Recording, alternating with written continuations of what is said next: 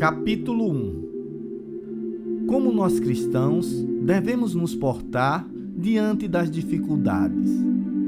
Em novembro de 2002, tive a direção do Senhor para ir orar em um determinado momento da noite.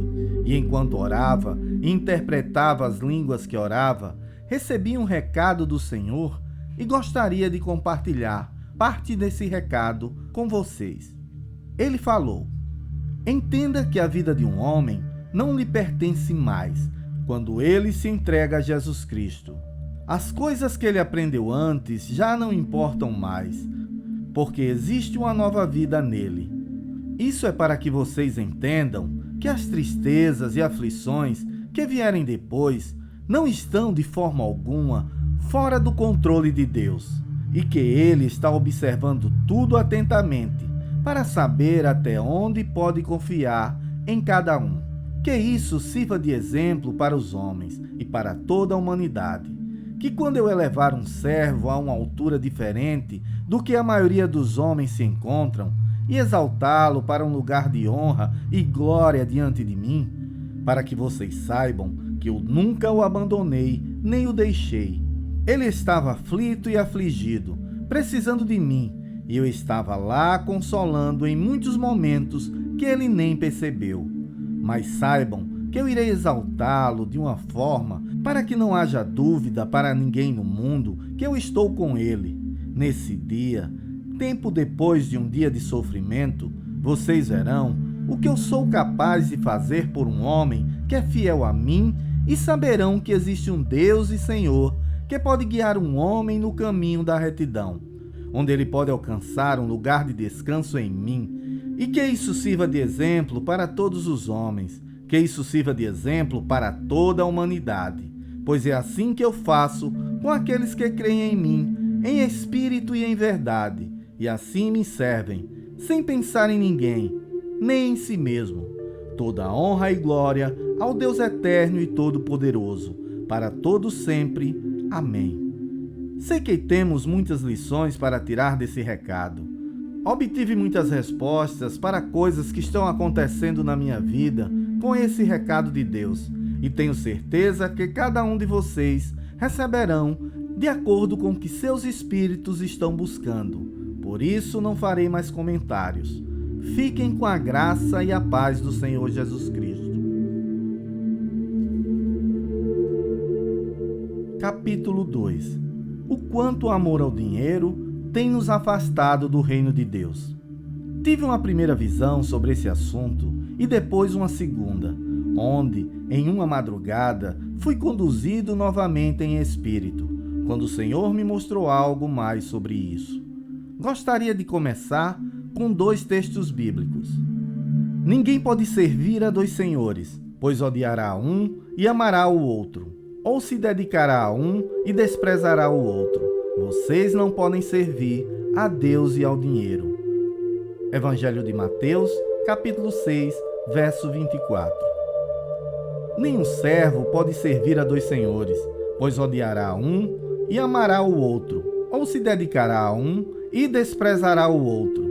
Vocês não podem servir a Deus e ao dinheiro. Evangelho de Lucas, capítulo 16, verso 13. A primeira visão foi assim. Na visão que eu tive, na madrugada, estava em uma sala relativamente pequena, e dentro desta sala haviam 2 máquinas enormes, logo à minha frente. Uma do meu lado esquerdo e outra do meu lado direito. Em espírito eu sabia que se tratavam de 2 máquinas copiadoras. As máquinas eram tão grandes que ocupavam praticamente toda a sala. Em determinado momento, se levantavam de cada máquina uma folha, que tinha mais ou menos o tamanho A4. Na folha da direita estavam impressas notas de R$100, e na da esquerda eram notas verdes, que provavelmente seriam de dólar. Nesse instante, ouvi a voz do Senhor que me disse: pegue, Raimundo. Assustado, eu respondi: Senhor, são apenas cópias, não têm valor. Como eu vou pegar e usá-las? Ele me respondeu: sim, são cópias. É assim o dinheiro do mundo. Na madrugada do dia 13 de novembro de 2012, ao me deitar por volta da 1 da madrugada, o Senhor me disse que me acordaria às 3 e era para eu ir para a sala orar. Por volta das 3 horas, ele me acordou como havia dito e prontamente fui até a sala, onde dobrei meus joelhos e disse: Eis-me aqui, Senhor. Não me recordo o que aconteceu depois, apenas que despertei sentado no outro sofá. Porém, em um intervalo que durou cerca de 1 hora, entre dobrar meus joelhos e despertar no outro sofá, fui conduzido em espírito a um lugar no campo, cercado de montanhas, onde presenciei os fatos a seguir. Fui conduzido para um vale, descendo as montanhas, e cheguei a um lugar plano, onde havia uma grande árvore frondosa. Havia alguém ao meu lado que mostrava aquelas coisas e que havia me conduzido até ali. Enquanto observava a árvore, vi que ela estava cheia de grandes frutos. Eram frutos vermelhos que conversavam entre si, gabando-se das riquezas que tinham angariado na vida. Enquanto isso, aquele que estava do meu lado abria minha visão e me mostrava as riquezas das quais aqueles frutos tanto se orgulhavam. Vi muitas indústrias e construções, às quais eles se referiam. Era um grande alvoroço naquela árvore, porém percebia-se que o único assunto eram as riquezas de cada um e o quanto um tinha mais que o outro. Em um determinado momento, alguns daqueles frutos se abriram e deles saíram pequenos frutos ou filhos daqueles frutos. Então ouvi a voz de um deles que disse: É hora do banquete, vamos nos fartar. Imediatamente todos os frutos grandes avançaram sobre aqueles que haviam nascido deles e começaram a devorá-los. Despertei sentado no sofá, atribulado com o que havia visto. Voltei a dormir e pela manhã tive a direção de escrever para vocês sobre isso, levando em conta a visão que tive há uns meses atrás. Vou falar um pouco aqui sobre isso que o Senhor me mostrou, porém gostaria que cada um refletisse, pedindo ao Espírito Santo que vos revele e vos faça refletir sobre essas coisas. A pergunta deste capítulo nos faz refletir se estamos dando mais valor à pregação do Evangelho, à santidade no Senhor ou ao dinheiro. Até onde esta quase obsessão que vemos nos dias de hoje, em busca da prosperidade, tem nos afastado do verdadeiro objetivo do Evangelho, que é a santificação, para que estejamos prontos, como noiva, para a volta do Senhor. Muitos acham que temos muito tempo, mas eu vos digo, é chegada a hora. Falo isso pelas revelações dos fins dos tempos que o Senhor vem me dando. Tive a direção de me apresentar a vocês como profeta do Senhor, chamado desde o ventre da minha mãe, tendo recebido a primeira profecia aos 8 anos de idade.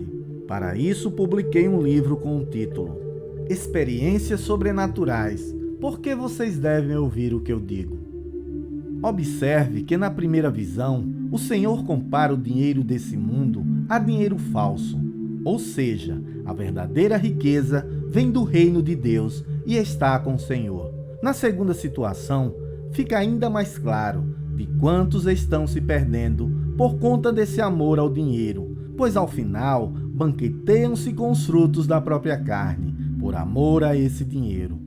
Isso me faz refletir sobre muitas igrejas e ministérios que, por amor ao dinheiro, devoram as ovelhas de Deus e que nessa visão o Senhor me mostra o quão cegos pelas riquezas eles ficaram, ao ponto de devorarem seus próprios frutos. Isso me faz lembrar uma palavra do Senhor em Mateus, capítulo 23, do verso 23 ao 28, que diz: Ai de vocês, mestres da lei, e fariseus hipócritas, vocês dão o dízimo do hortelã, do endro e do cominho, mas têm negligenciado os preceitos mais importantes da lei: a justiça, a misericórdia e a fidelidade.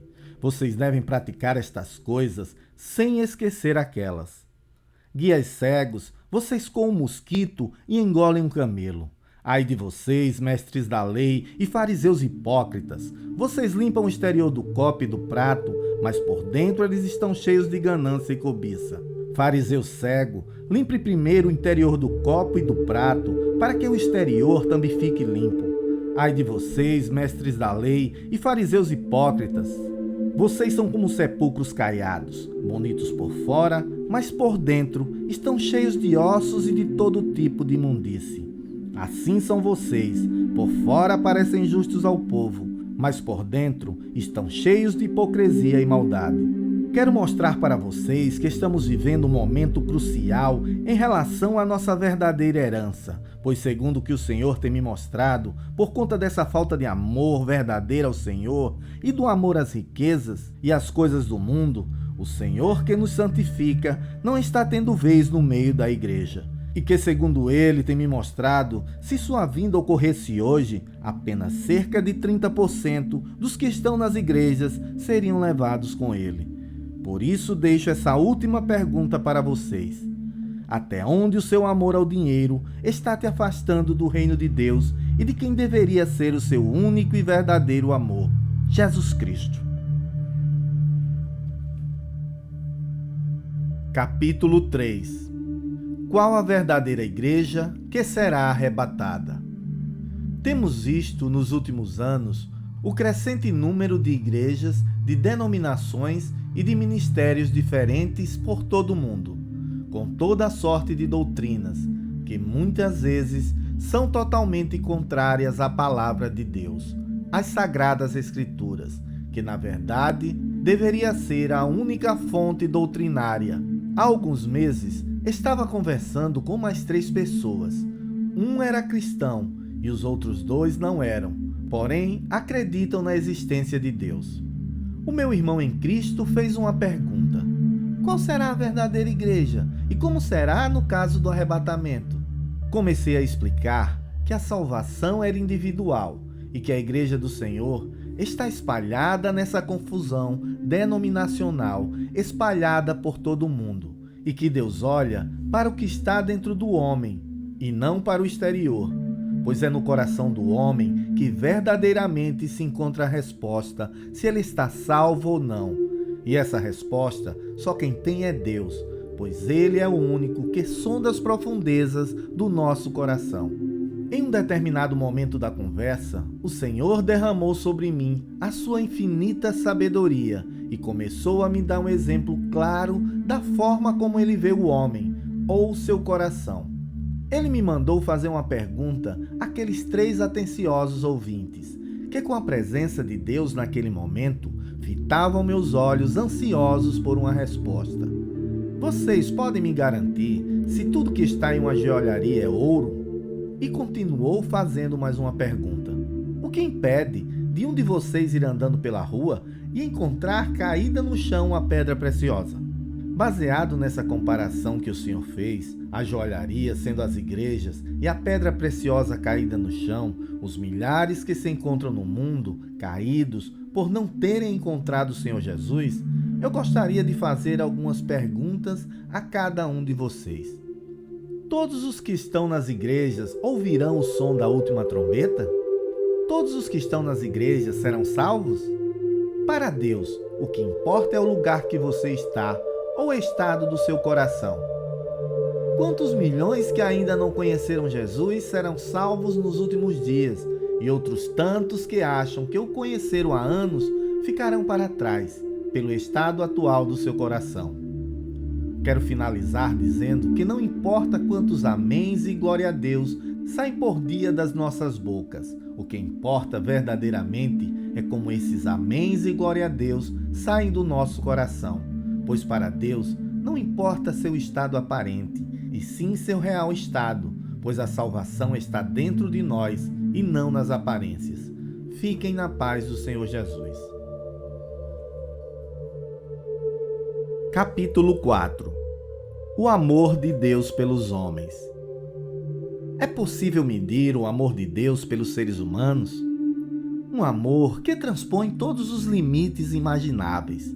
Um amor que não se pode medir, pois não há nada que exista no natural que sirva para ser comparado a esse amor. Um amor que veio da cruz para trazer de volta todos aqueles que, apesar de eleitos desde a fundação do mundo, haviam se perdido do Criador por causa do pecado. Um amor que faz aquele que está acima de tudo e de todos, pela sua onipotência, onisciência e onipresença, estender a mão para o homem, oferecendo seu filho, seu único filho, para que possa nos chamar também de filhos. Um amor que faz vibrar o coração daquele que o conhece em verdade e em espírito, de uma forma tão intensa que nada mais importa a não ser estar sempre em comunhão com ele. Um amor que nos faz clamar para que seu filho volte para nos buscar, pois já não nos sentimos mais em casa depois de estar na sua presença. Um amor que transcende qualquer outro sentimento antissentido e faz você se sentir um peixe fora d'água ao fazer as coisas do velho homem. Um amor que faz te dizer 1 milhão de vezes que o ama, mas nunca parece ser suficiente diante de tudo que você já provou do seu Criador.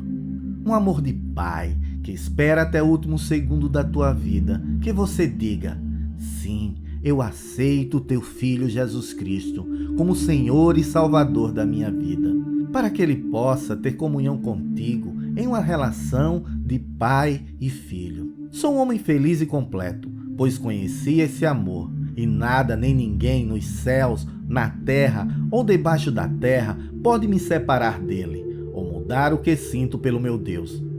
Depois de conhecer o amor de Deus, a única coisa que me entristece é saber que, apesar de todo esse amor, muitos e muitos perecerão por não darem uma chance a esse amor.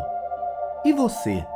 Não acha que já é hora de dar uma chance ao Criador e conhecer todo o amor que Ele reservou especialmente para você? Aproveite enquanto a sua mão continua estendida, pois quando o filho mais velho voltar, isso não mais será possível, pois ele está vindo como juiz e não mais como cordeiro. Faça uma escolha hoje. Faça Jesus Senhor e Salvador da sua vida. Capítulo 5. Confiar em Deus. Porque os homens temem tanto os perigos da vida? Porque os homens temem tanto o amanhã e as coisas que desconhecem? Porque os homens buscam tanto segurança em lugares que não podem proporcionar a eles nenhuma paz?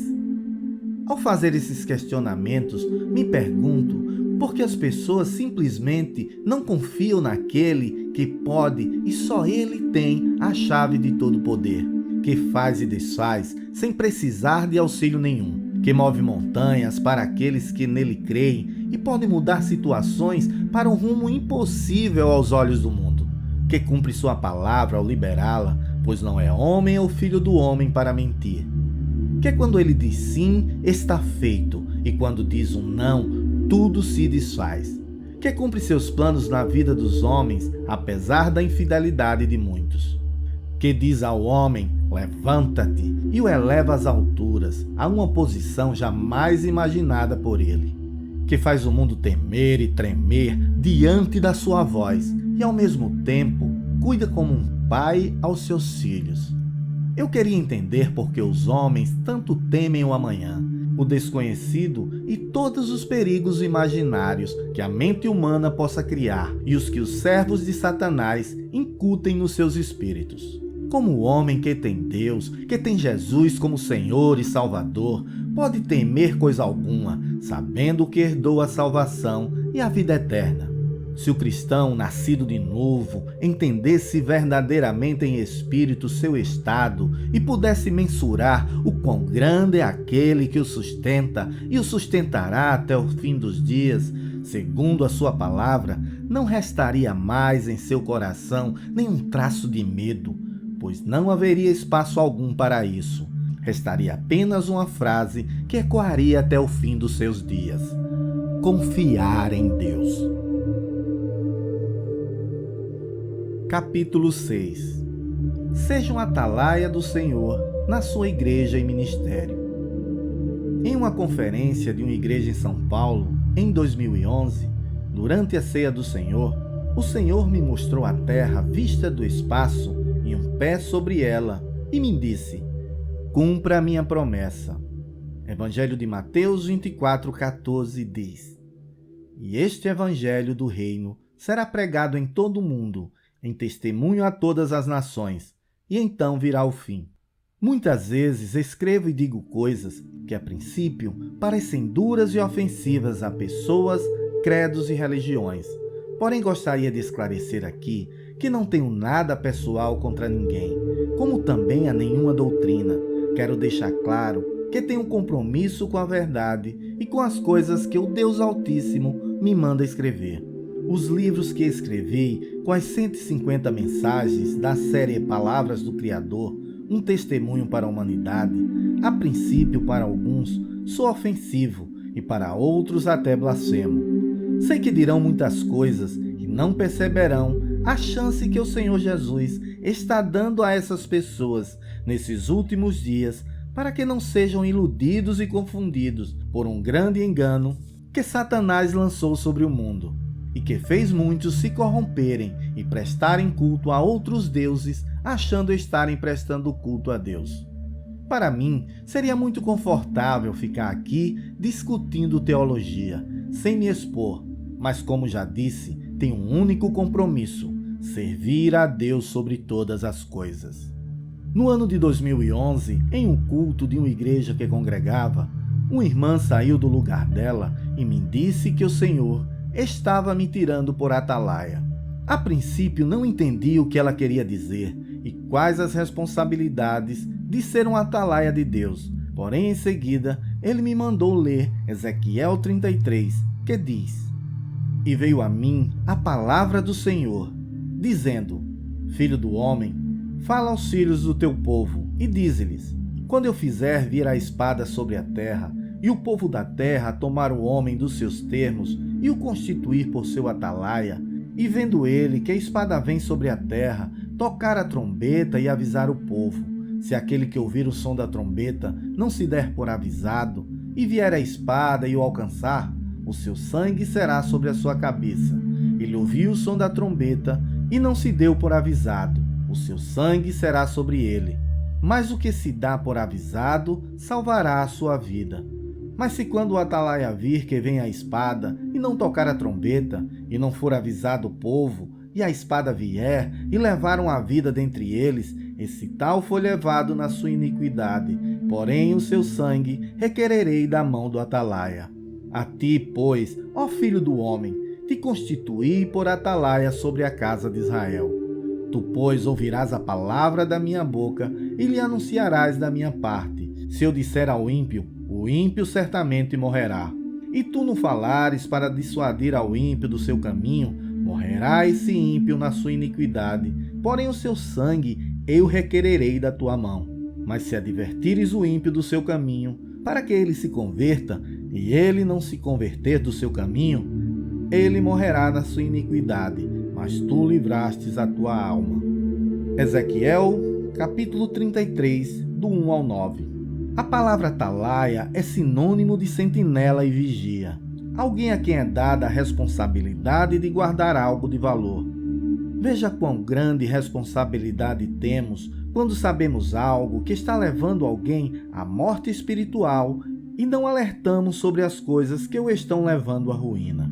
Depois daquele dia, o Senhor passou a me mostrar coisas que estavam levando pessoas à morte espiritual e que, com a palavra que Ele me havia liberado, eu estava na obrigação de dizer coisas duras a muitas pessoas, que muitas vezes trouxeram consequências desagradáveis para a minha vida, o que me incomodou até o dia em que eu entendi que a mensagem que estava passando, apesar de dura, não era minha, e sim do Senhor, e que através da minha vida, Deus estava dando uma oportunidade às pessoas, dentro do livre-arbítrio de cada um, de aceitar ou não o que lhes estava sendo dirigido.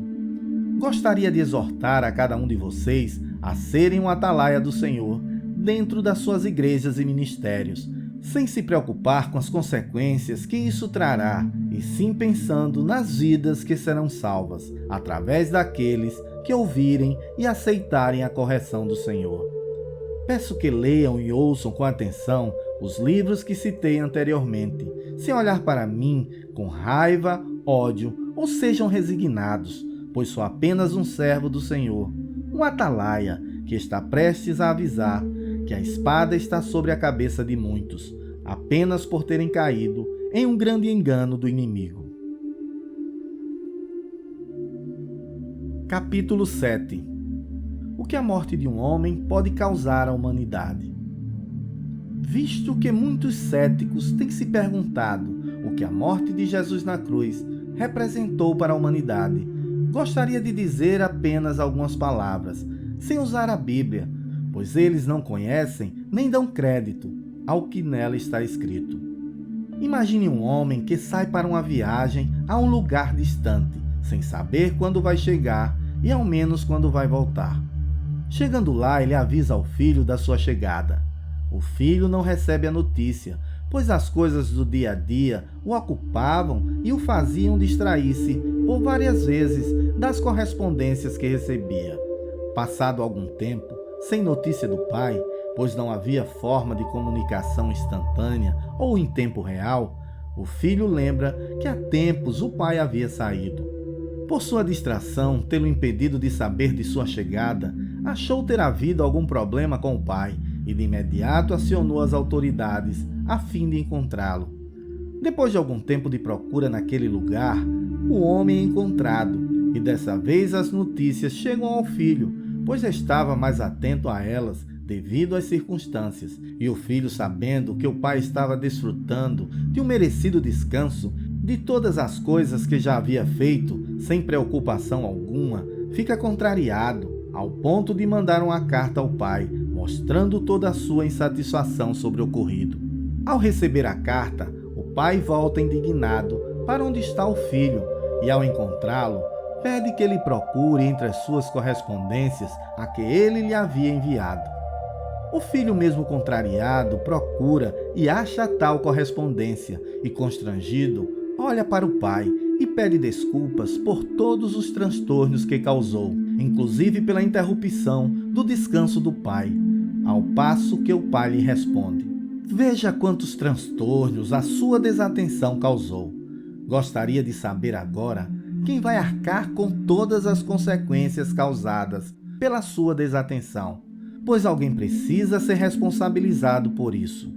Quem pagará as despesas pela minha busca, dos que foram enviados, como também as despesas pela minha volta prematura, pois além de tudo, abri mão do meu descanso. E agora eu pergunto a cada um de vocês: quem pagará a conta pela desatenção da humanidade em não ver a correspondência, a Bíblia, as Sagradas Escrituras? Quem pagará a conta pela humanidade ter esquecido do Criador? Quem pagará a conta pela vida de cada enviado de Deus que foi humilhado, apedrejado, expulso das sinagogas e ridicularizado pelo mundo secular? Quem pagará o preço pelo sangue derramado dos profetas, desde Abel até hoje? Quem pagará a conta pela morte do Filho de Deus, Jesus Cristo? Jesus pagou o preço pelos pecados do mundo, de todos aqueles que o reconhecem como Senhor. Mas e os seus que não crêem nele? Quando a porta se fechar, com o fim da graça, quem pagará a conta? Agora vou responder o que a morte de um homem pode causar à humanidade.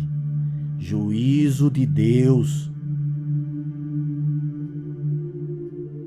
Capítulo 8. A travessia do rio Hudson. Um sonho que eu tive.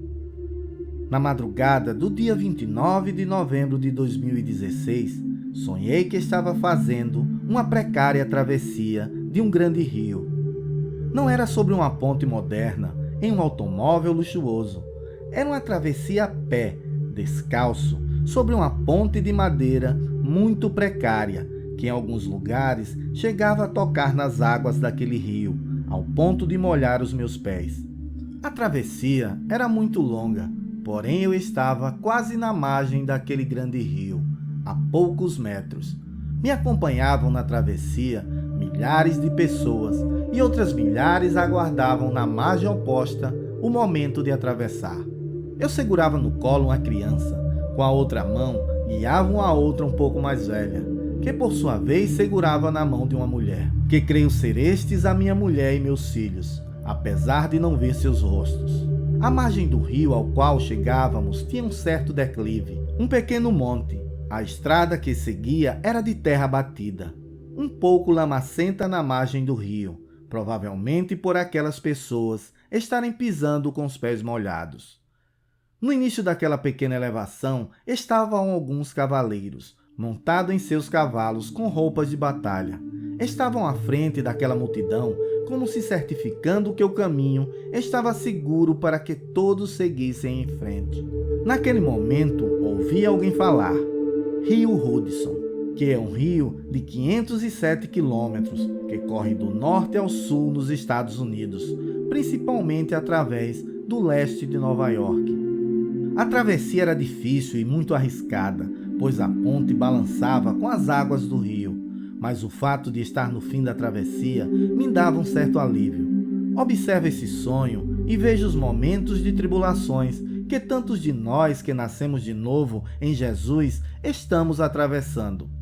As dificuldades da Igreja de Cristo nos dias de hoje, dos que são assassinados nas guerras santas espalhadas pelo mundo, simplesmente por professarem sua fé, dos que sofrem dia após dia em uma sociedade corrompida em seus valores, onde fica cada vez mais difícil ser o que somos e professarmos a nossa fé, sem sermos estigmatizados e muitas vezes tratados como alienados por essa sociedade totalmente corrompida em seus valores básicos. Apesar de no sonho estar perto do fim da travessia, me sinto entristecido ao recordar das milhares que ainda esperavam para atravessar a ponte, que se encontrava tão precária e frágil como esse mundo em que vivemos, não sabendo se daria tempo de todas aquelas pessoas concluírem a travessia.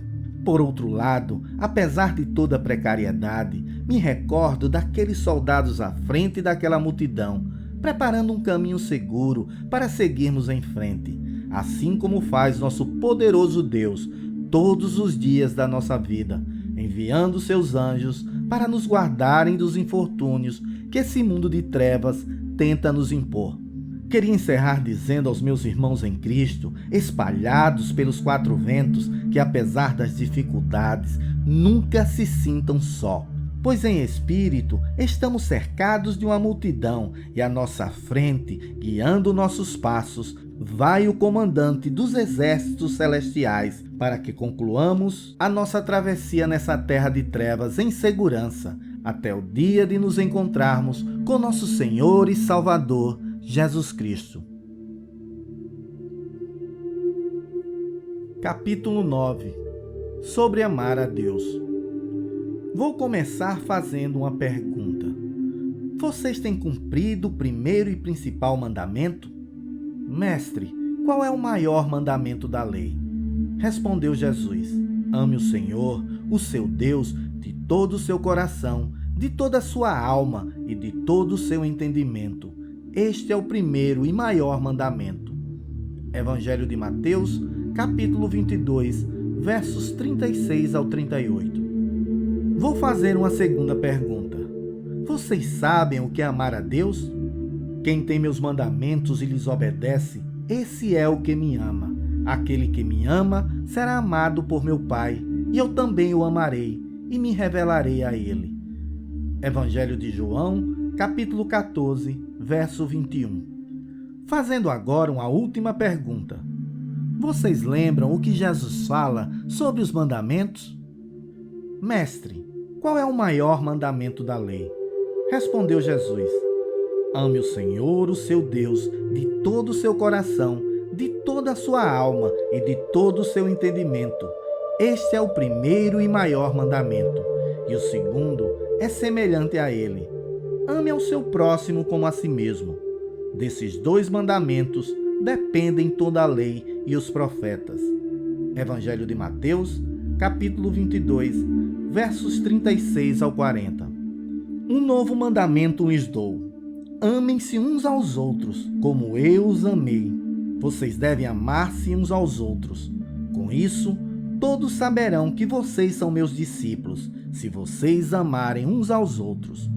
Evangelho de João, capítulo 13, versos 34 e 35. Muitos não entendem porque o milagre não acontece nas suas vidas. Porém esquecem que nosso Deus é justo e zela pela sua palavra.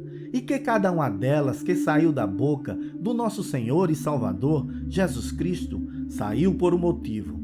Nos trechos das Escrituras visto anteriormente, Jesus nos mostrava que para mantermos um relacionamento com Deus, uma comunhão diária com o Espírito Santo de Deus, era necessário demonstrar o seu amor a Ele, para que assim Ele pudesse se manifestar, se mostrar a cada um de nós de uma forma maravilhosa no nosso dia a dia. Jesus primeiro responde que o maior mandamento é amar ao Senhor teu Deus de todo o teu coração e de todo o seu entendimento. E no Evangelho de João, ele não só diz o que é amar a Ele, obedecendo aos seus mandamentos, quando diz que isso é necessário para que Ele possa se revelar a cada um de nós que o fez Senhor e Salvador. Se você anda se perguntando por que o Senhor não se mostra, não se revela a você, como faz com alguns que você conhece, sugiro que você faça a si mesmo as perguntas a seguir. As minhas prioridades são as prioridades do reino de Deus? Amo mais a meus bens, esposa, filhos, família, trabalho, do que ao Senhor? Seria capaz de abrir mão de tudo para cumprir o chamado de Deus? A vida para mim teria algum sentido sem a esperança da salvação, da vida eterna? Ainda faço para os outros o que não gostaria que fizessem para mim? Pois quem ama teu Deus de todo o coração e entendimento, não mente, não deseja o mal ao próximo, não é invejoso, não é soberbo, entre outras tantas coisas. Se refletíssemos sobre todas essas coisas e se amássemos a Deus verdadeiramente, o mundo veria a glória da igreja e se renderia ao Senhor, pois com a comunhão restaurada seríamos todos verdadeiramente luz para o mundo. Capítulo 10. O ministério que o Senhor lhe confiou é dele ou da denominação que você faz parte?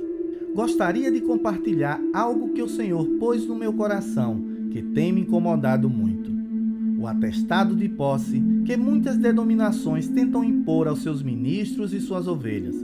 Mas vocês não devem ser chamados rabis. Um só é o mestre de vocês, e todos vocês são irmãos. A ninguém na terra chamem pai, porque vocês só têm um pai, aquele que está nos céus. Tampouco vocês não devem ser chamados chefes, porquanto vocês têm um só chefe, o Cristo. O maior entre vocês deverá ser o servo, pois todo aquele que a si mesmo se exaltar será humilhado, e todo aquele que a si mesmo se humilhar será exaltado. Ai de vocês, mestres da lei e fariseus hipócritas! Vocês fecham a porta do reino dos céus diante dos homens. Vocês mesmos não entram, nem deixam entrar aqueles que gostariam de fazê-lo. Evangelho de Mateus, capítulo 23, versos 8 ao 13. Confesso que fico impressionado com tanta hipocrisia que vejo em certas denominações que se dizem cristãs. O trecho das Escrituras, visto anteriormente, se encaixa perfeitamente para algumas delas, e sei que diante deles, Jesus teria repetido essas mesmas palavras. Vocês podem me perguntar, onde elas estão errando? Vou listar para vocês, para que fique claro e sem rodeios, a série de abusos que tenho visto daqueles que dizem seguir a Jesus e estão levando muitos para o caminho do erro. Ministro de uma denominação não pode pregar em outra. Hipócrita, nem as ovelhas nem o chamado lhe pertencem. Só aceita pregar na sua congregação se for do seu ministério. Hipócrita, não existe verdade a não ser aquela revelada pelo Espírito de Deus. Se uma ovelha do seu ministério for em um culto de outra congregação, é repreendida severamente. Hipócrita, as ovelhas não são propriedade sua, são do Senhor. Só é salvo quem congrega no seu ministério. Hipócrita, a salvação é individual, independe das paredes que nos cercam, depende sim do coração de cada um de nós e da perseverança de nos mantermos no caminho da salvação, Jesus Cristo. Aqui não tem mover do Espírito, porque isso só foi na época dos apóstolos. Hipócrita, justifica a sequidão dos seus espíritos com uma mentira para manter seus bancos ocupados e as suas despensas cheias. Se você não guarda o sábado, não ama a Deus. Hipócrita, o que tu conheces de Deus, do teu Senhor, não sabeis que não vivemos mais por obras e sim pela fé, e que a guarda do teu Senhor no teu coração e nas suas ações é um exercício diário que deve ser feito 24 horas por dia para que possa se manter firme no caminho da salvação? A liderança não tem experiências com Deus, por isso ninguém pode ter, se não é engano. Invejoso, busque ao Senhor e Ele te responderá. O ame, obedecendo seus mandamentos, e Ele se mostrará também a você. Poderia ficar citando tantos outros fardos pesados que são impostos sobre as ovelhas do Senhor. E isso, com certeza, me forçaria a escrever sobre isso em dezenas de capítulos, pois o que não falta são falsos pastores e falsos senhores oprimindo as ovelhas do Senhor. Gostaria apenas de dizer que o dono das ovelhas está às portas e, como venho escrevendo aqui, em breve cada um terá que prestar contas de cada ato insano que tem praticado contra as ovelhas do grande pastor que está nos céus. Por isso gostaria que refletissem no texto a seguir das Escrituras, que fala sobre a ira de Deus contra os pastores de Israel, para que não possam dizer que não esperavam tamanha ira de Deus sobre estes. Filho do homem, profetize contra os pastores de Israel. Profetize e diga-lhes: assim diz o soberano Senhor. Ai dos pastores de Israel que só cuidam de si mesmos. Acaso os pastores não deveriam cuidar do seu rebanho? Vocês comem a coalhada, vestem-se de lã e abatem os melhores animais, mas não tomam conta do rebanho.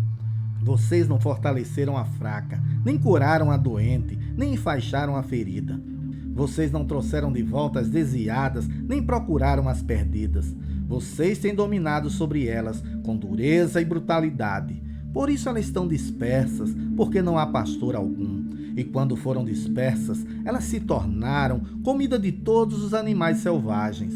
As minhas ovelhas vaguearam por todos os montes e por todas as altas colinas. Elas foram dispersas por toda a terra, e ninguém se preocupou com elas, nem as procurou. Por isso, pastores, ouçam a palavra do Senhor. Juro pela minha vida, palavra do soberano Senhor, que visto que o meu rebanho ficou sem pastor, foi saqueado e se tornou comida de todos os animais selvagens, e uma vez que os meus pastores não se preocuparam com o meu rebanho, mas cuidaram de si mesmo, em vez de cuidarem do rebanho, ouçam a palavra do Senhor, ó pastores. Assim diz o soberano Senhor: estou contra os pastores e os considerarei responsáveis pelo meu rebanho. Eu lhes tirarei a função de apacentar o rebanho, para que os pastores não mais se alimentem a si mesmos. Livrarei o meu rebanho da boca deles, e ele não lhes servirá mais de comida. Porque assim diz o soberano Senhor: eu mesmo buscarei as minhas ovelhas e delas cuidarei, assim como o pastor busca as ovelhas dispersas quando está cuidando do rebanho. Também tomarei conta das minhas ovelhas. Eu as resgatarei de todos os lugares para onde foram dispersas num dia de nuvens e de trevas. Eu as farei sair das outras nações e as reunirei, trazendo-as dos outros povos para a sua própria terra. Eu as apacentarei nos montes de Israel, nos vales e em todos os povoados do país. Tomarei conta delas numa boa pastagem, e os altos montes de Israel serão a terra onde pastarão. Ali se alimentarão no rico pasto, nos montes de Israel. Eu mesmo tomarei conta das minhas ovelhas e as farei deitar-se. Palavra do soberano Senhor. Procurarei as perdidas e trarei de volta as desviadas. Enfaixarei a ferida e fortalecerei a fraca, mas a rebelde e forte eu a destruirei. Apacentarei o rebanho com justiça. Quanto a você, meu rebanho, assim diz o soberano Senhor: julgarei entre uma ovelha e outra, e entre carneiros e bodes. Não lhe basta comerem a boa pastagem, deverão também pisotear o restante da pastagem. Não lhe basta beberem água límpida, deverão também lamear o restante com os pés.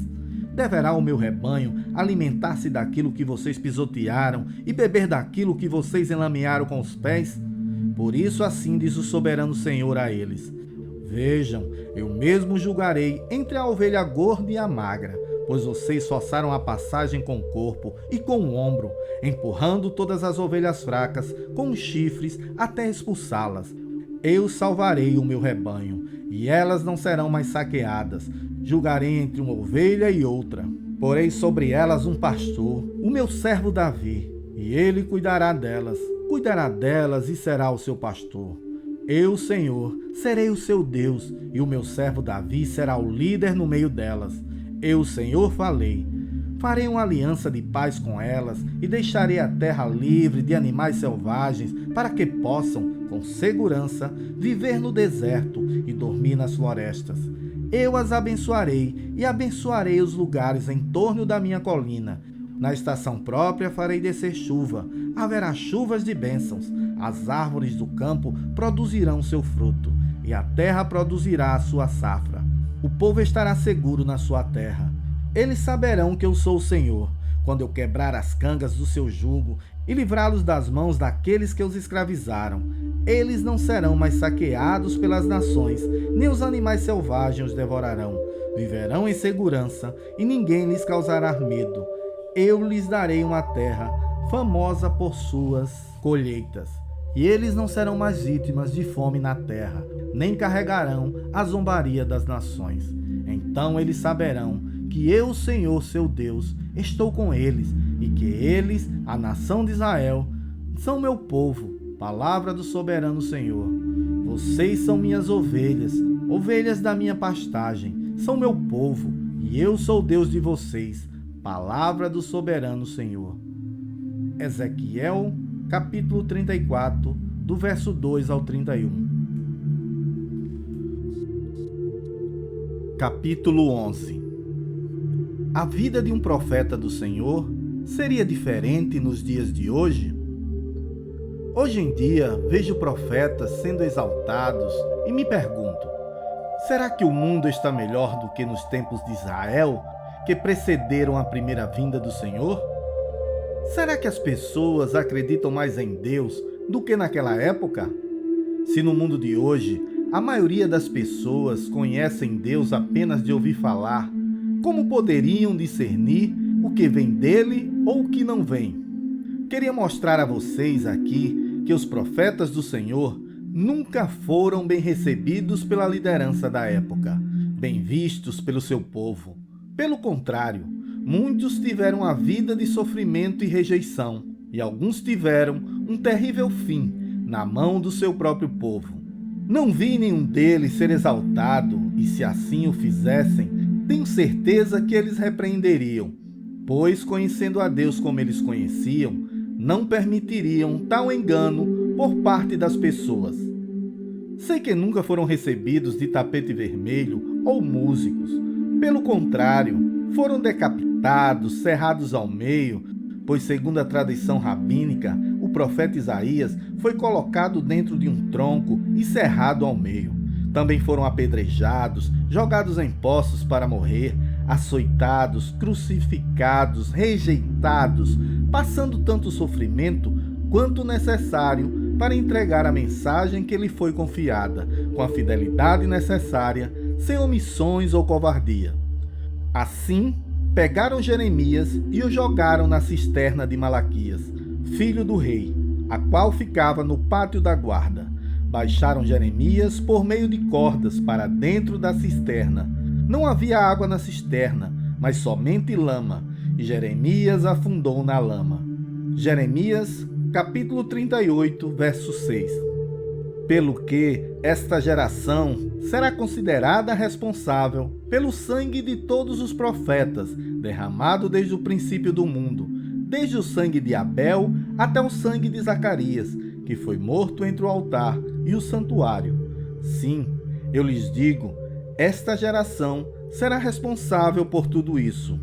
Evangelho de Lucas, capítulo 11, versos 50 e 51. O rei ficou aflito, mas, por causa do juramento e dos convidados, ordenou que lhe fosse dado o que ela pedia, e mandou decapitar João na prisão. Sua cabeça foi levada num prato e entregue à jovem, que a levou até a sua mãe. Evangelho de Mateus, capítulo 14, versos 9 ao 11.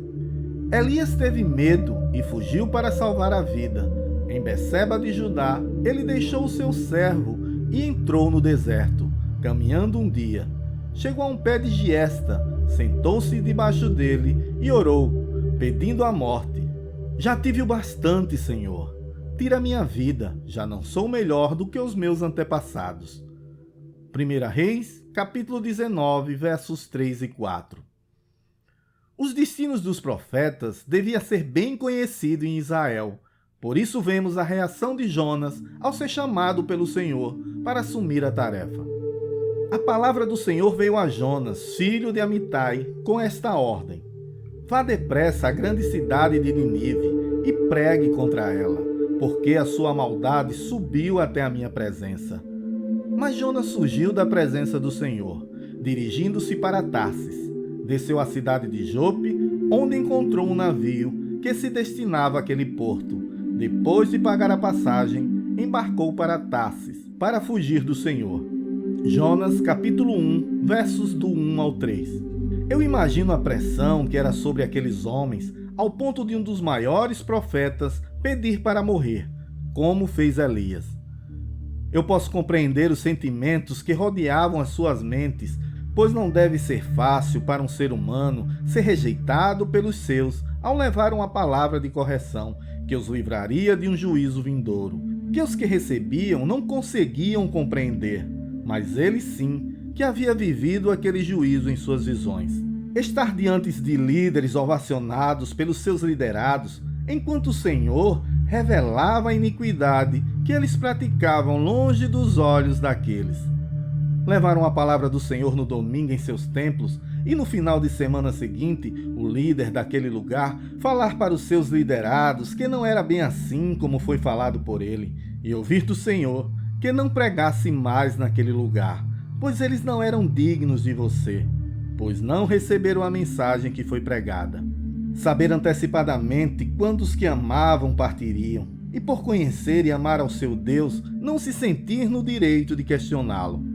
Pregar no deserto, como João Batista, passando toda sorte de insultos e ameaças, mesmo sabendo que poucos ouviriam a mensagem e se arrependeriam. Ver o juízo e, consequentemente, o sofrimento que viria sobre a terra e nada poder fazer, pois nenhum deles foi recebido em sua época pela dureza do coração daqueles. Viver fisicamente na terra enquanto seu espírito estava conectado ao céu, tendo uma relação de comunhão com o Criador maior do que com os que viviam ao seu redor. Olhar para os que amava com desejo de tê-los ao seu lado, ao mesmo tempo em que seu espírito desejava ser recolhido para estar ao lado do seu Senhor, onde encontraria um descanso. Saber da responsabilidade em transmitir a mensagem daquele que o enviou, ao mesmo tempo que a cada palavra que entregava o fazia parecer diferente, o que, consequentemente, afastava a muitos. Vejo tudo isso e me pergunto, por que tantos que se dizem profetas hoje em dia têm uma vida completamente diferente do que os verdadeiros profetas tiveram? Porque vejo tantos profetas da prosperidade, onde os verdadeiros homens que entregaram a mensagem que lhes foi confiada padeceram tanto por isso, sendo rejeitados por praticamente todos da sua época. Temos que ficar atentos a todas essas coisas, pois o nosso reino não é desse mundo, e como diz as Sagradas Escrituras, sabemos que somos de Deus e que o mundo todo está sob o poder do maligno. Primeira carta de João, capítulo 5, verso 19. E se essas pessoas estão sendo ovacionadas e reconhecidas, devemos vigiar para não cairmos mais uma vez no engano.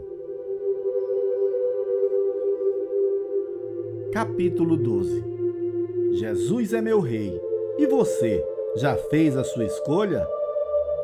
Em tempos de crise, de tantos escândalos no nosso país, de tanta corrupção e mentira dos governos terrenos, nós, cristãos, que confessamos Jesus como Senhor e Salvador, não podemos nos deixar envolver pelo calor da discussão e dar lugar ao diabo nas nossas vidas. O próprio Senhor nos ensina, através da sua palavra, que não há nada oculto que não venha a ser descoberto e que o pai da mentira é o diabo. Para o nosso descanso, sabemos também que nosso Deus zela pelos seus eleitos. Nossa nação tem sido saqueada pelo maligno desde que foi descoberta pelos portugueses e tem continuado assim até os dias de hoje. Entretanto, hoje, neste país, vive um povo que escolheu fazer de Jesus seu cabeça, e o corpo de Cristo nesta nação já ultrapassa os 50 milhões de habitantes. O nosso Deus é um juiz justo, um pai que nunca abandona seus filhos, um Senhor que cuida dos seus servos. Então, deixamos que Ele, como justo juiz, julgue entre seu povo, seus eleitos e a raça de víboras que tem destruído esta nação. Não contaminem vossos corações, nem deixe que o vosso adversário suje suas vestes brancas que recebestes quando decidiram ser de Jesus. Faça uma escolha hoje. Faça verdadeiramente Jesus, seu rei e seu governo. Capítulo 13. O maior erro do sistema religioso. Tenho visto nas igrejas de hoje uma inversão no que devemos buscar, pois o que vemos hoje é um sistema religioso que explora um modelo falido, que já foi vivido no passado por Israel e na sua história mais recente pela Igreja Católica Romana. Os líderes de hoje esqueceram a lição principal deixada por Jesus de como o mundo reconheceria o seu senhorio e se converteria dos seus maus caminhos. Jesus nos exorta a sermos luz para o mundo. O problema é que a grande maioria da liderança da igreja atual acha que ser luz é estar em cima de um púlpito com a igreja lotada de fiéis, ou em seus palcos muitas vezes exaltando a si mesmo, ou ainda ter um programa no rádio ou na TV, que no último caso seria quase como o brilho do sol para eles. O problema é que esse sistema religioso falido ainda não entendeu o que é ser luz. Ser luz é estar em paz com os seus e amar aos seus semelhantes incondicionalmente. Ser luz é amar ao Senhor teu Deus de todo o teu coração e todo o teu ser, tendo um coração segundo o coração dele, como Davi, não por ser perfeito, pois Davi também não era, mas por ser obediente em tudo, independente do preço que tenha que pagar por isso. Ser luz é não ser pedra de tropeço na vida dos seus semelhantes, fazendo intrigas, ouvindo e trazendo coisas que não te dizem respeito sobre a vida de teus semelhantes, com a desculpa de estar mantendo informada a liderança, sendo agora você o conselheiro e o juiz, usurpando o lugar do Espírito Santo de Deus. Ser luz é andar de uma forma sobre a terra ao ponto das pessoas notarem que em você tem algo diferente e assim serem levadas a conhecer o Evangelho e, consequentemente, a salvação. Ser luz é ter uma vida calma e serena, não se importando com a tempestade que cai do lado de fora, no mundo, pois vós não pertenceis mais a este mundo, e no reino que agora fazes parte, a tempestade está subjugada pelo seu Senhor. Ser luz é amar a Jesus mais que o mundo e servir a Ele sem sofrimento, sem mostrar para o mundo que isso tem sido um fardo para você. Pelo contrário, tem sido motivo de paz e alegria constante na sua vida. O problema é que o sistema religioso de hoje se perdeu, da mesma forma como fez a nação de Israel no passado, pois ao amar mais o mundo do que o Senhor, colocando as coisas dele em primeiro plano, esqueceu de seu primeiro amor e, consequentemente, o seu reino, que não é desse mundo, passando assim a viver e caminhar de mãos dadas com ele, sendo tudo menos exemplo para os que são do mundo, sendo tudo menos luz para o mundo. Hoje compreendo a visão que o Senhor deu à minha esposa há alguns anos atrás, enquanto nós orávamos na cidade de Porto Alegre. Na visão eu entrava em uma construção antiga, vestido como um guerreiro, com uma grande capa branca sobre as costas, com uma cruz desenhada. Dentro da construção havia uma grande festa com muitos convidados. Haviam 2 tronos, onde se assentavam um rei e uma rainha. Havia muita bebedeira e comemoração, e aquela que estava sentada ao lado daquele rei se submetia a tudo aquilo, apesar de aparentar não estar concordando com aquela situação. Com a minha chegada ao salão, a festa parava, e aquele que estava sentado se levantava e vinha em minha direção, bastante furioso, pois estava atrapalhando aquela festa. Ele estava todo vestido de preto, com a grande capa negra sobre as costas, e dela começavam a sair jatos com a fumaça negra que caíam sobre mim, mas em nenhum momento me faziam mal algum. A batalha continuou até que a visão de minha esposa cessou. Hoje o sistema religioso atual está exatamente igual àquela rainha, sentada ao lado do rei desse mundo, e apesar de saber que está tudo errado, não toma nenhuma posição contrária. Anda de mãos dadas com o mundo, como se a ele pertencesse. Nessa visão, o Senhor exorta a mim e a você a sermos verdadeiramente luz para o mundo, a não nos amoldarmos aos padrões desse mundo de trevas, como o sistema religioso de hoje tem feito. Pois, independente das afrontas que sofremos, daqueles que dizem que são o que não são, o sangue de Cristo está sobre nós, e nada, nem ninguém, conseguirá mudar isso, independente das circunstâncias e do rumo que as coisas tomem. Sempre seremos vencedores, pois não abandonamos nosso primeiro amor. Capítulo 14. Você, cristão, tem consciência do milagre que Deus operou na sua vida? Tenho visto ultimamente muito crente fazendo campanha para isso, campanha para aquilo, indo para a congregação para receber o milagre. Confesso que isso tem me incomodado muito, pois isso mostra o quanto ainda a igreja não entendeu o que Jesus veio fazer aqui na terra e o quanto a grande maioria dos líderes do sistema religioso atual tem colaborado para confundir ainda mais a cabeça dos que estão sem nenhum rumo. Outro dia estava ouvindo uma música da banda Diante do Trono, Deus de Milagres, quando o Senhor me disse: essa foi uma das melhores músicas que dei a ela. A partir daquele momento, o Espírito começou a me mostrar cada detalhe da letra daquela música, mostrando como a igreja atual está confusa e confundindo seus membros em relação ao grande milagre que Deus operou, a salvação. Pois através da salvação temos agora autoridade no nome de Jesus, não para fazer campanha para o carro novo ou para a casa nova, mas para ordenar a tempestade que se acalme e esperar de Deus a bonança, sem exigir, apenas esperando o que Ele sempre fará. Nos dará o que é melhor para nós.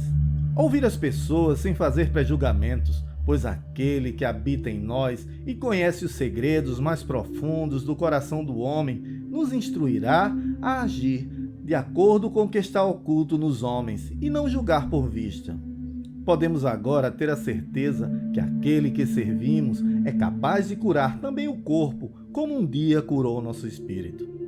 Sermos sábios e não impormos limites a Deus, tentando resolver os problemas com a força do braço, esquecendo muitas vezes que a força do homem impede a sabedoria divina de entrar no nosso entendimento. Vigiarmos para que, no lugar de dizermos tenho medo, dizer eu confio. Lembrarmos ainda que não somos mais escravos do pecado, pois o Senhor também nos libertou dessa prisão. E o mais importante de tudo, e que não devemos esquecer, o maior milagre das nossas vidas aconteceu quando confessamos Jesus como Senhor e Salvador, pois o Espírito de Deus veio habitar em nós, nos tirando da escuridão e mostrando a luz, desembaraçando nossos pés que outrora andavam a tropeçar por essa terra. Capítulo 15. Tenha mais fé e menos medo.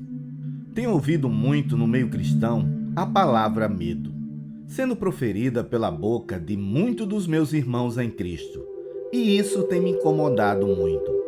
Sei que o mundo a cada dia se torna um ambiente mais hostil para todos nós, com assaltos, homicídios e toda sorte de violência que possamos imaginar, e também a que nem sequer imaginamos que o ser humano é capaz de fazer. Mas eu pergunto, a fé e o medo podem coexistir? Ou melhor, posso dizer que tenho fé e no instante seguinte dizer que tenho medo? Pois bem, vamos primeiro ver a definição de medo e de fé, segundo o dicionário. Fé, substantivo feminino, crença, convicção da existência de algum fato ou da veracidade de alguma asserção. Crença nas doutrinas da religião cristã. A primeira das 3 virtudes teológicas. Fidelidade a compromissos e promessas. Confiança, homem de fé. Medo, substantivo masculino. Perturbação resultante da ideia de um perigo real ou aparente, ou da presença de alguma coisa estranha ou perigosa, pavor, susto, terror. Em Isaías 12:2, as Sagradas Escrituras dizem: Deus é meu Salvador, eu confiarei nele e não terei medo, pois o Senhor me dá força e poder. Ele é meu Salvador. No dicionário vimos que a palavra fé é sinônimo de confiança. Logo, como posso ter feito Jesus como meu Senhor, ao mesmo tempo que tenho medo e dou testemunho desse medo para os que não são nascidos de novo? Será esse um bom testemunho que estamos dando do nosso Salvador? Será que com o nosso testemunho de ter medo de tudo, estamos mostrando aos outros que confiamos e temos fé no Senhor? Será que cremos nas Escrituras ou podemos descartar algumas partes, como essa do Salmo 91? Aquele que habita no abrigo do Altíssimo e descansa à sombra do Todo-Poderoso, pode dizer ao Senhor: Tu és meu refúgio e a minha fortaleza, o meu Deus, em quem confio.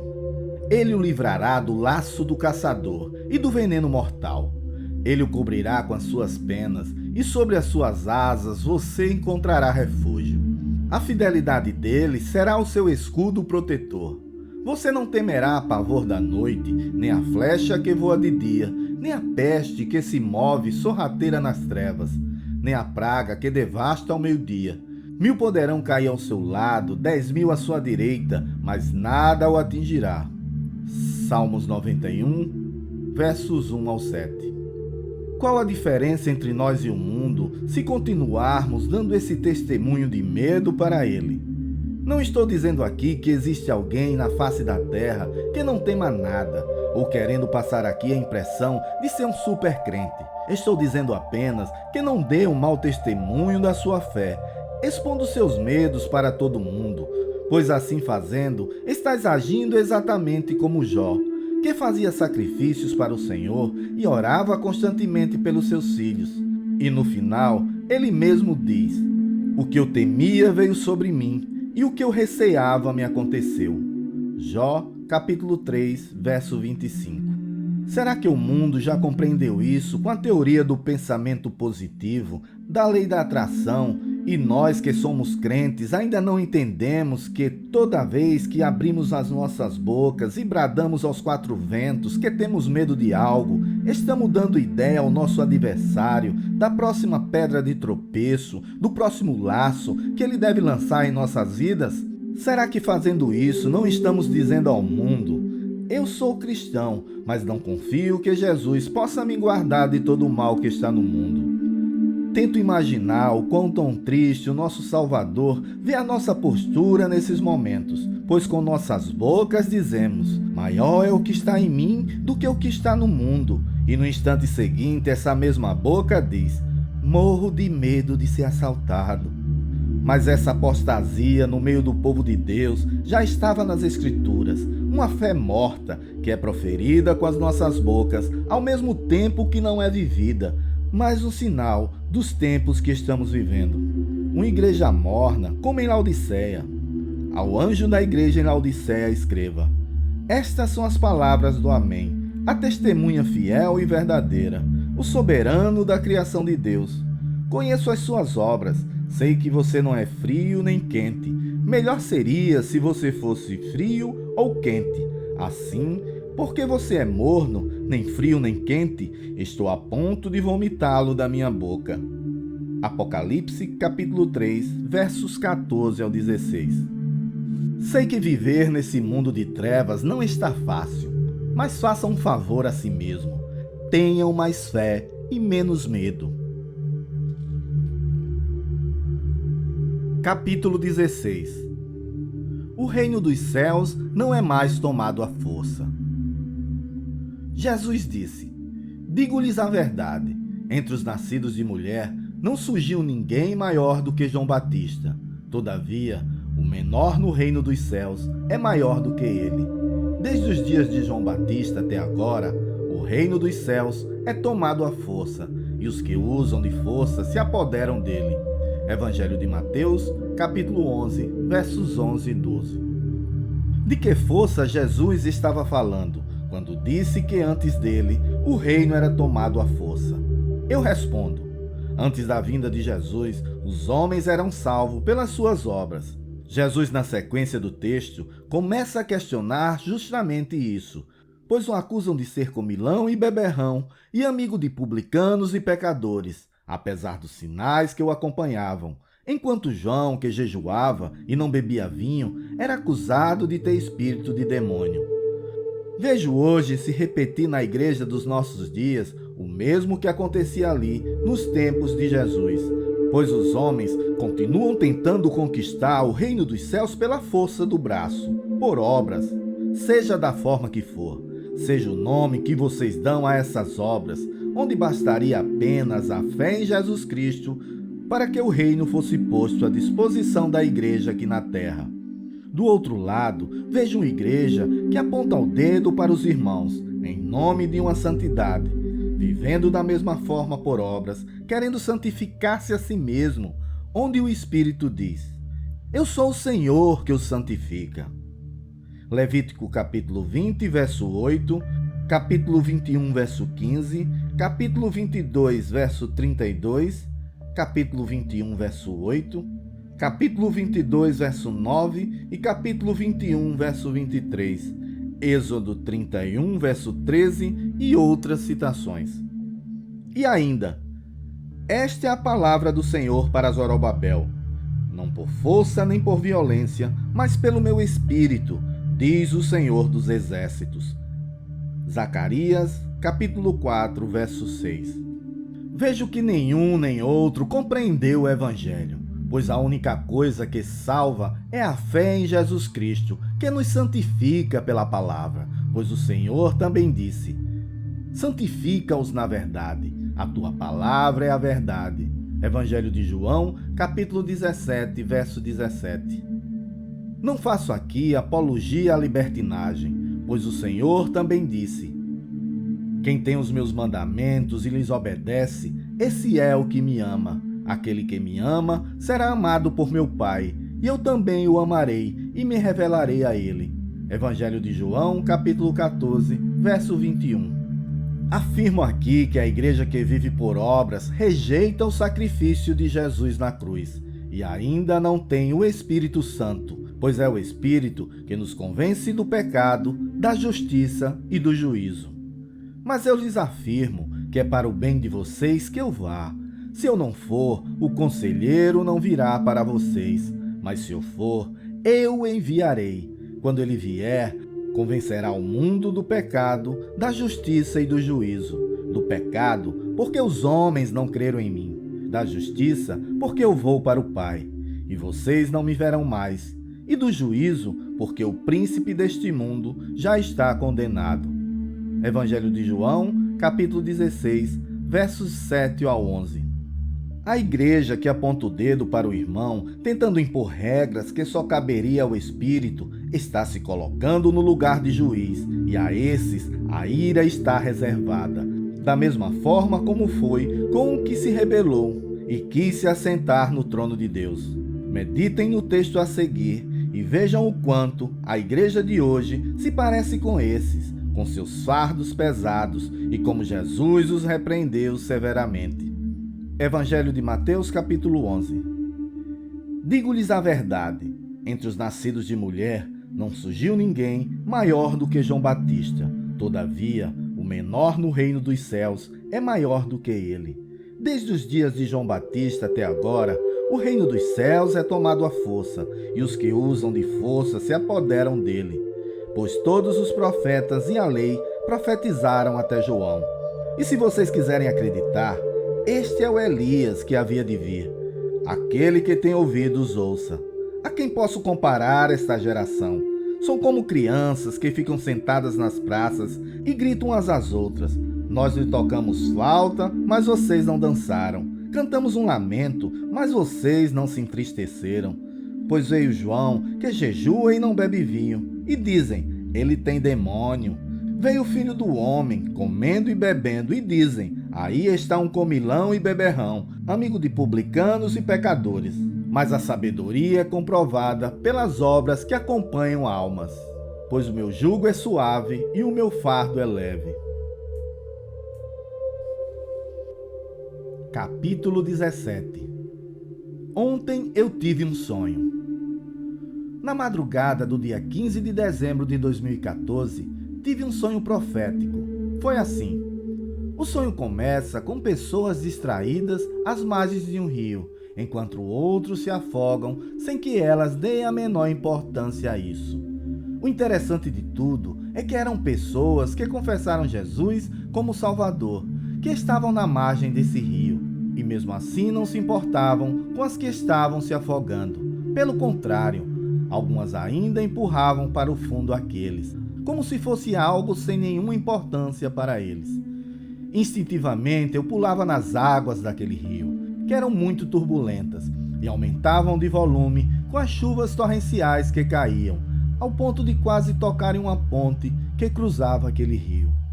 Quase no momento em que as correntezas me arrastavam até debaixo daquela ponte, eu consegui erguer um dos que estavam se afogando. Em seguida, ouvi uma voz que dizia que meteoros cairiam sobre a terra, mas não era para temer, pelo contrário, confiasse que estaríamos seguros. Depois disso, me vi com toda a minha família e muitas outras pessoas no meio do oceano, justamente no lugar onde cairiam os asteroides. O mar estava muito agitado, mas nenhum dos que estavam lá afundava, inclusive meus filhos pequenos. Olhei para o céu e vi quando um grande asteroide em chamas vinha fazendo um grande barulho e passava sobre nós, seguido de mais 2 menores. Nesse instante, ouvi novamente uma voz que disse: fique onde você está, não se mova, nem para a esquerda, nem para a direita, para a frente ou para trás. Imediatamente após a queda daqueles asteroides no mar, uma grande onda se formava próximo a nós, ao mesmo tempo que via caindo do céu muitos pássaros negros, ainda em chamas e mortos. Essa enorme onda nos erguia a uma altura imensa, e como a voz me ordenara, eu ficava exatamente onde estava, sem tentar lutar contra as águas. Depois de um tempo sendo levado por aquelas águas, elas começavam a baixar, e passei a ver grandes edifícios que estavam cobertos por elas, e quando as águas baixaram completamente, pude perceber muitas pessoas sem vida, muitos corpos mutilados, porém uma quantidade imensa de pessoas que não haviam sido atingidas, feridas ou machucadas por aquelas águas. Perguntava a uma delas onde eu estava, pois não reconhecia o lugar, e ela me respondia que eu estava na parte sul daquele lugar. Porém, ao entrar naquelas águas, eu havia entrado do lado norte. Logo, aquelas águas haviam varrido aquele lugar de norte a sul. Não sei qual lugar, pois não entendi o nome por ser em outro idioma. Acordei muito impactado com o que vi, pois foi tudo muito real. Os sons estrondosos daqueles meteoros, daquelas águas, as pessoas mortas e tudo mais. Meditem em todas essas coisas e fiquem na paz do Senhor Jesus Cristo. Capítulo 18. Sobre o céu. Já ouvimos muitos testemunhos de pessoas sobre o céu e o inferno. Em relação ao segundo, confesso que alguns me incomodam, pois não concordo com tudo que vejo. Em relação ao céu também, até o mês de novembro de 2014, pois enquanto estava assistindo a um filme que falava sobre o tema, fiz alguns questionamentos ao Senhor, e ele me respondeu: não julgue o que você está vendo. Basta que você saiba que o tempo no céu é diferente do tempo aqui na terra. Nesse instante, ficou tudo mais claro. No meu livro Entendendo a Mente de Deus, já escrevi sobre o tempo de Deus, que é bem diferente do nosso, onde passado, presente e futuro estão em um mesmo plano, como em um tabuleiro de xadrez, onde vemos todas as peças ao mesmo tempo. Assim é o tempo de Deus, assim é o tempo no céu. Lá não existe passado, presente e futuro, pois tudo se converge no infinito, ou seja, o céu é atemporal. Atemporal, o que transita no tempo sem necessariamente pertencer ao passado, futuro e presente. Passei então a compreender tantas coisas que havia ouvido e vivido em relação a essas experiências. Posso tomar como exemplo uma experiência que tive há pouco mais de 2 anos, onde ao fechar os olhos, por ordem do Espírito de Deus, me vi nas nuvens, não essas que vemos, mas algo como cristal. E ao adentrar em um lugar com grandes muros e até o centro daquele lugar, pude contemplar a fonte de todo poder, os rios de água viva que fluem do centro do trono de Deus, que criou e sustenta todo o universo. Nesse dia, no natural, passaram-se 5 minutos, e lá a sensação foram de apenas alguns segundos. Fico imaginando se não tivesse visto esses testemunhos sobre o céu e o inferno dessa forma, vendo não com meus olhos naturais, com o meu tempo terreno, mas com os olhos espirituais, no tempo de Deus. Talvez não houvesse tantos julgamentos, tanto juízo sobre a vida de todos nós, quando julgamos nossos irmãos e, consequentemente, julgamos também o Espírito que revelou essas coisas grandiosas a esses irmãos.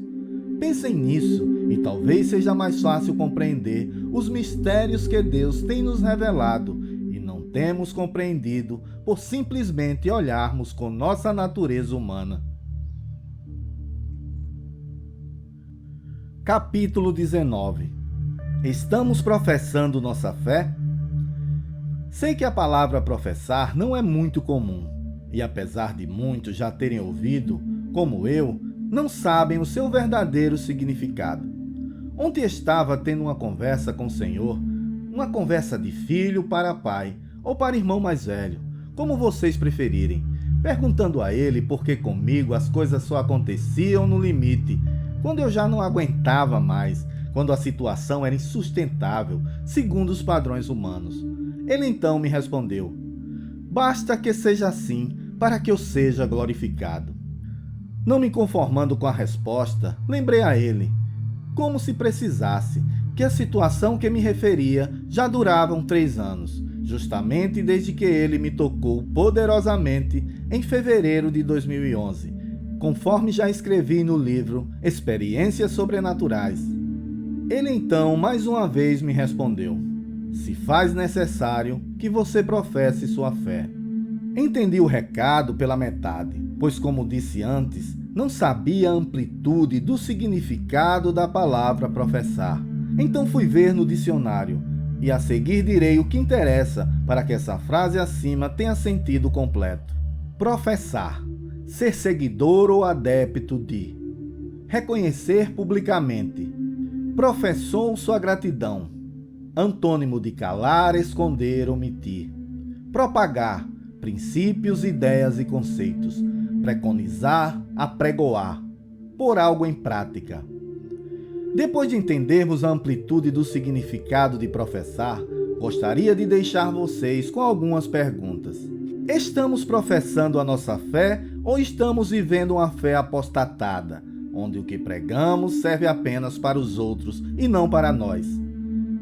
Estamos mantendo nossa fidelidade ao Senhor, professando nossa fé nele e no que pregamos, ou estamos o envergonhando diante do mundo, pedindo socorro a ele no lugar de pedir socorro ao Senhor?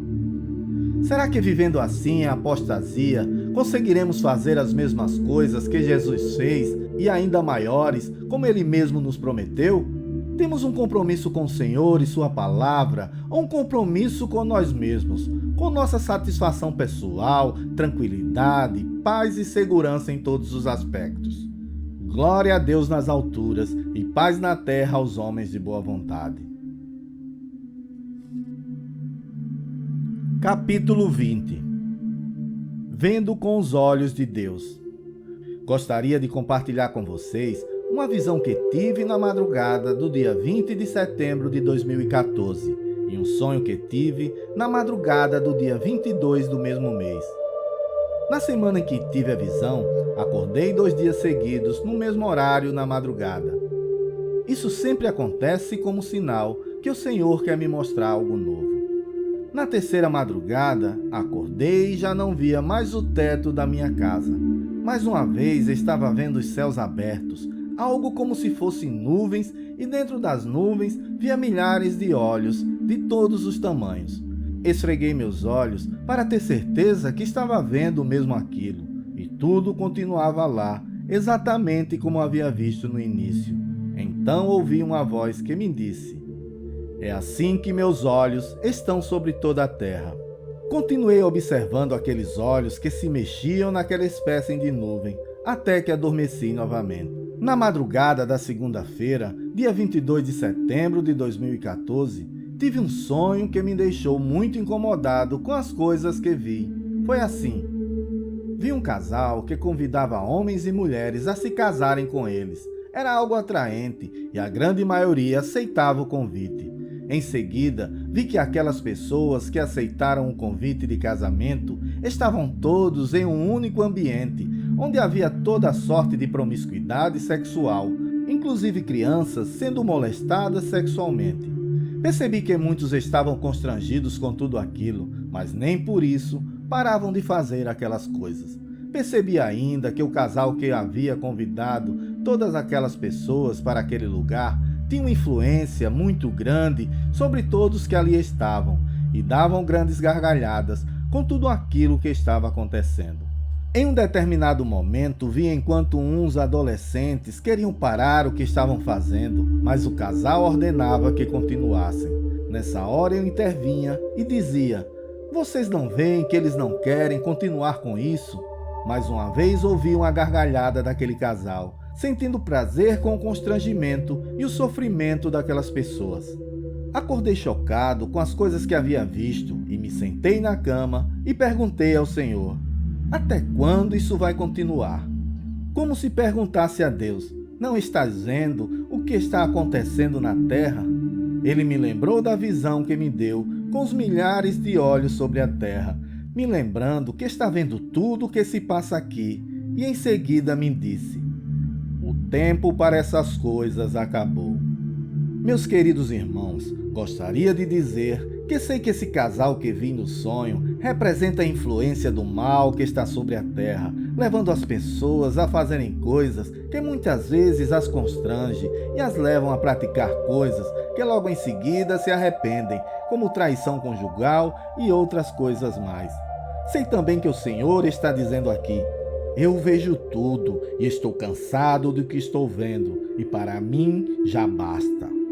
Fiquem atentos, pois tenho certeza que escândalos e mais escândalos nessa área serão descobertos, inclusive no meio da igreja. Mas não desanimem, pois é hora de separar o joio do trigo e lançar o que não serve ao fogo. Porque não há nada oculto, senão para ser revelado, e nada escondido, senão para ser trazido à luz. Evangelho de Marcos, capítulo 4, verso 22. Deixem que cresçam juntos até a colheita. Então direi aos encarregados da colheita: juntem primeiro o joio e amarrem-no em feixes para ser queimado. Depois juntem o trigo e guardem-no no meu celeiro. Evangelho de Mateus, capítulo 13, verso 30. Capítulo 21. O noivo já vem. Você está pronto? Saibam que os dias em que vivemos nos levam a crer que tudo está normal, que os tempos são sempre os mesmos, que os dias de ontem, hoje e amanhã serão sempre iguais e terão sempre uma constante evolução da humanidade. Mas vocês já pararam para pensar e observar o quanto essa evolução tem custado a nós, seres verdadeiramente humanos? Vocês já observaram que a cada dia os homens se tornam cada vez mais frios, senhores de si mesmos, ao passo que conhecem cada vez mais o seu eu humano? Saibam que a frieza no coração do homem atual é proporcional à das descobertas que ele faz de si mesmo. pois a cada descoberta de si mesmo, do eu material, ele se afasta ainda mais do seu eu espiritual, como um homem que cava um buraco para encontrar um tesouro e joga a terra que está retirando sobre o verdadeiro lugar onde o tesouro estava escondido. Tenho observado a humanidade, o ser humano, e o que tenho visto só me mostra o quanto estamos indo para lados opostos, para lugares que levam a direções distintas e contrárias. Levam a cada vez mais conhecimento natural, enquanto esquecem do que realmente são, e os verdadeiros objetivos de sua busca simplesmente são desprezados e esquecidos.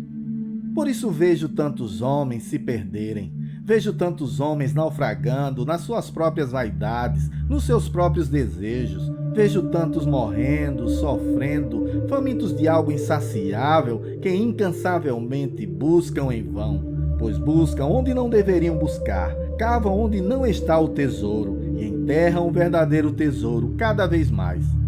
É uma pena e com muito pesar que observo para onde caminha a humanidade e os caminhos que ela tem trilhado. É com muita tristeza que vejo milhões caindo no abismo eterno pelo simples fato de não terem a humildade de entenderem que estão no caminho do erro e aceitarem que o que estão buscando e onde estão buscando os está empurrando cada vez mais para esquecerem o que realmente são. É triste, mas não é tarde. O tempo é curto, mas ainda não acabou. É simplesmente uma questão de escolha, como sempre foi e sempre será. Este é o julgamento. A luz veio ao mundo, mas os homens amaram as trevas e não a luz, porque as suas obras eram más. Evangelho de João, capítulo 3, verso 19. Acordem, pois o dia em breve amanhecerá. Capítulo 22. Quem é a noiva? Quem é a cidade santa? A Jerusalém celestial. Na noite do dia 26 de agosto de 2014, o Senhor me mandou ler Apocalipse 21, algo que ele já havia me mandado fazer muitas vezes. Quando terminei, ele me mandou ler de novo, dessa vez abrindo meu entendimento em relação ao verso 9, que diz: um dos 7 anjos que tinham as 7 taças cheias das últimas 7 pragas aproximou-se e me disse: venha, eu lhe mostrarei a noiva, a esposa do Cordeiro. O que vi me deixou perplexo, pois todos esperamos e aprendemos, através dos ensinamentos, a esperar uma cidade toda de ouro, descida do céu, vinda da parte de Deus, como diz no verso 10. Ele me levou no espírito a um grande e alto monte e mostrou-me a cidade santa, Jerusalém, que descia do céu da parte de Deus. Mas no verso 9, o anjo chama João para ver a noiva, a esposa do Cordeiro. E quem é a noiva? O zelo que tenho por vocês é um zelo que vem de Deus. Eu os prometi a um único marido, Cristo, querendo apresentá-los a ele como uma virgem pura. Segunda carta aos Coríntios, capítulo 11, verso 2. A noiva pertence ao noivo, o amigo que presta serviço ao noivo, e o que atende e o ouve, enche-se de alegria quando ouve a voz do noivo. Esta é a minha alegria, que agora se completa. Evangelho de João, capítulo 3, verso 29. Pois o marido é o cabeça da mulher, como também Cristo é o cabeça da igreja, que é o seu corpo, do qual ele é o Salvador. Efésios, capítulo 5, verso 23. As Sagradas Escrituras nos mostram que a igreja espiritual é a noiva, e em Apocalipse, capítulo 21, verso 9, o anjo chama João para ver a noiva, a esposa do Cordeiro, e mostra a Jerusalém descida do céu. Mas o que significa Jerusalém na língua original, segundo o dicionário bíblico Strong? Referências 3389 e 3390. Significa ensino de paz. Fala ainda em dirigir, ensinar, instruir, pôr e estabelecer. Em outras palavras, a Nova Jerusalém descida dos céus é o estabelecimento do reino de Deus, do governo de Deus aqui na terra. Compreendamos que as Sagradas Escrituras é um livro escrito pelo Espírito de Deus, e seu entendimento só pode vir pelo próprio Espírito. Não adianta a teologia querer explicar o espiritual com coisas naturais, pois sempre entrarão no engano. Vamos agora analisar Apocalipse 21 sobre a luz do entendimento espiritual, vendo as características da cidade que o anjo mostra a João em Apocalipse 21 e compararemos com as características dos eleitos de Deus nas Escrituras. Vi a cidade santa, a nova Jerusalém, que descia do céu, da parte de Deus, preparada como uma noiva adornada para o seu marido. Aqui João vê a Jerusalém celestial, que descia do céu, da parte de Deus, da mesma forma que nós, quando nascemos de novo em Cristo Jesus, nascemos do alto, de Deus, como a Jerusalém celestial. A seguir, João diz que ela está preparada como a noiva para o seu marido. Ora, sabemos que a igreja, os eleitos de Deus, é a noiva e o marido é Cristo, que é o cabeça da igreja. Isso não temos dúvida. Então, continuemos. Ele me levou no espírito a um grande e alto monte e mostrou-me a cidade santa, Jerusalém, que descia do céu da parte de Deus. No verso 9, o anjo chama para mostrar a noiva, e para não deixar dúvida, ele afirma que é a esposa do Cordeiro. E no verso 10, o que ele mostra a João? A cidade santa, Jerusalém. Ela resplandecia com a glória de Deus, e o seu brilho era como de uma joia muito preciosa, como jaspe, clara como cristal. Veja que no verso 11, João diz que a cidade resplandecia com a glória de Deus. Veja o que Jesus diz sobre os eleitos.